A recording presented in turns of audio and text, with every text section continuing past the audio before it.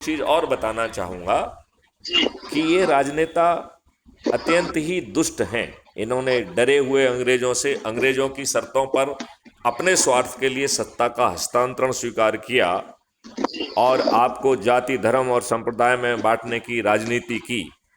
इन्होंने संविधान के विपरीत 55 कानून बना डाले जो आपको जाति, धर्म और संप्रदाय के आधार पर बांटने की दृष्टि से बनाए गए हैं।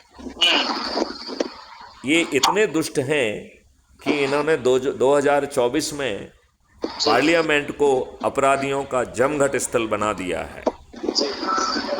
आपको मालूम है क्या कि 2024 में जो पार्लियामेंट बना है, जी। इस पार्लियामेंट के 46% सांसद अपराधी चरित्र के हैं। हाँ, वो ये तो पता है, अपराधी चरित्र के हैं, सुना, टीवी पे देखा था। इनमें से 170 सांसद जी जघन्य अपराध के अपराधी हैं, जिन्होंने हत्या, डकैती, लूट, किडनैपिंग और बलात्कार जैसे घटिया जघन्य अपराध किए। इनको हटाने का भी कोई प्रावधान बना है सर? शायद मुझे ऐसा जहाँ तक अंदाज है। कोई प्रावधान नहीं है। जिन नहीं है। दुष्टों ने इन्हें टिकट दिया, जिन हाँ दुष्टों ने फ्रीबी बांटकर, दारू बांटकर, साड़ी बांटकर, पैसे बांटकर, मुर्गे बांटकर इन्हें जिताया है, हाँ हाँ वो हाँ। ऐसा घटिया कानून कैसे बना सकते हैं?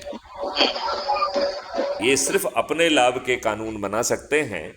अन्यथा जब इस देश में एक चपरासी को सचरित्र होना जरूरी है, तो ये कानून के निर्माता इतने दुर्दांत अपराधी क्यों? ये दुष्ट व्यवस्था है। जी माननीय प्रधानमंत्री नरेंद्र मोदी जी,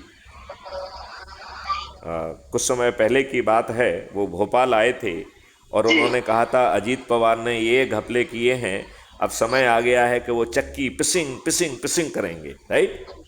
उसके 3 दिन बाद उन्होंने उसी अजीत पवार को महाराष्ट्र का उप मुख्यमंत्री बना दिया था। इन दुष्ट लोगों से किसी अच्छे भारत के संकल्प, किसी अच्छे भारत की व्यवस्था करना मूर्खता है।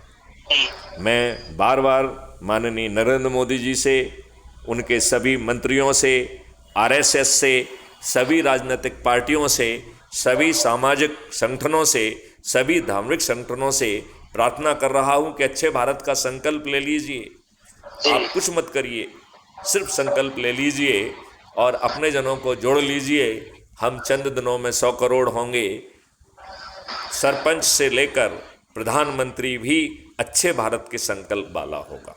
हाँ, होना चाहिए। तो जो व्यवस्था मैंने आपको बताई है वो जमीन पर उतर जाएगी, लेकिन ये दुष्ट लोग ऐसा बिल्कुल नहीं करेंगे। करेंगे क्या? ये नहीं करेंगे, ये नहीं करेंगे, उनको तो मना ही खाना है ना इनको तो फिर अच्छे भारत का संकल्प लेना, लोगों को प्रति रविवार इकट्ठे करना, इकट्ठे होने का बहाना देना और संकल्प का जो है वीडियो बनाकर भेजना, जिसे crime free Bharat YouTube channel पर मैं अपलोड करूंगा, उसे मुझे भेजें आप।